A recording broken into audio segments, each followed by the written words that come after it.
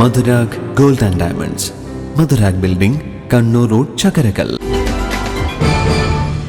മയക്കുമരുന്നിനെതിരെ പ്രചാരണ പ്രവർത്തനങ്ങൾ ശക്തിപ്പെടുത്താൻ കാസർഗോഡ് മുതൽ തിരുവനന്തപുരം വരെ സ്കൂൾ കോളേജ് വിദ്യാർത്ഥികളെയും യുവജനങ്ങളെയും പങ്കെടുപ്പിച്ചുകൊണ്ട് കായികയാത്ര സംഘടിപ്പിക്കുമെന്ന് കായിക വകുപ്പ് മന്ത്രി വി അബ്ദുറഹ്മാൻ പറഞ്ഞു.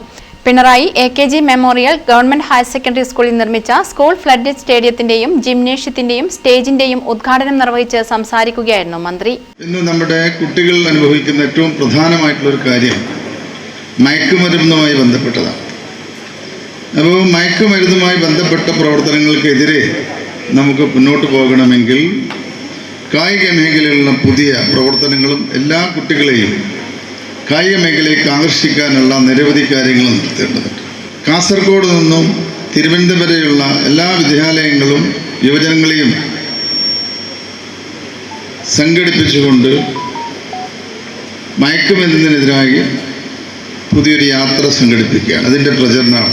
അത് കായിക വകുപ്പ് തന്നെ നടത്തണമെന്നുള്ളതാണ് ആഗ്രഹിക്കുന്നത്. കാരണം കേരളത്തിൻ്റെ ഈ യാത്രയിൽ ഉൾപ്പെടുന്ന കളിക്കളങ്ങളെയും കോളേജുകളെയും ഒക്കെ തന്നെ കൂട്ടിച്ചേർത്തുകൊണ്ടുള്ള ഈ യാത്ര കൂടുതൽ കുട്ടികളിൽ മയക്കുമരുന്നിനെതിരായിട്ടുള്ള ബോധവൽക്കരണം നടത്താൻ നമുക്ക് കഴിയുമെന്നുള്ള പ്രതീക്ഷയാണ്.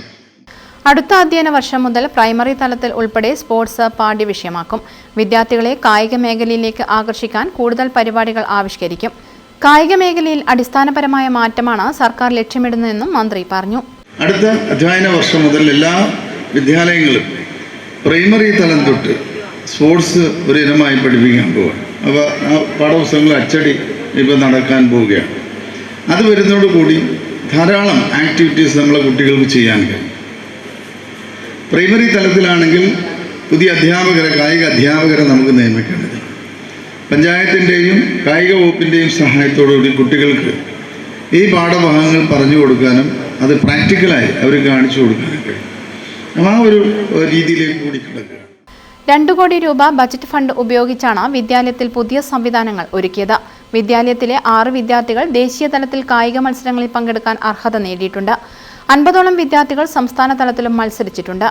അന്താരാഷ്ട്ര നിലവാരത്തിലുള്ള ഇൻഡോർ സ്റ്റേഡിയവും ഫ്ലഡ്ലിറ്റ് ഗ്രൗണ്ടും സജ്ജമായതോടെ ഇനിയും കായിക മേഖലയിൽ വൻ കുതിപ്പുകൾ നടത്താൻ കഴിയുമെന്ന പ്രതീക്ഷയിലാണ് സ്കൂൾ അധികൃതർ. Thalassery block panchayat president CP Anitha അധ്യക്ഷത വഹിച്ചു. പിണറായി പഞ്ചായത്ത് പ്രസിഡന്റ് KK രാജീവൻ മുഖ്യാതിഥിയായി.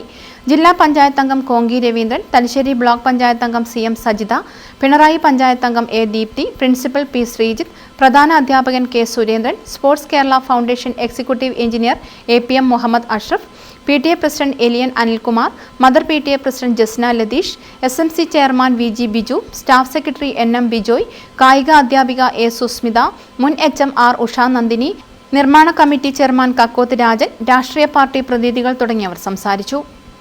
News bureau, Kannur. കരുതലിന്റെ സ്നേഹസ്പർശം AKG memorial cooperative hospital, Kannur.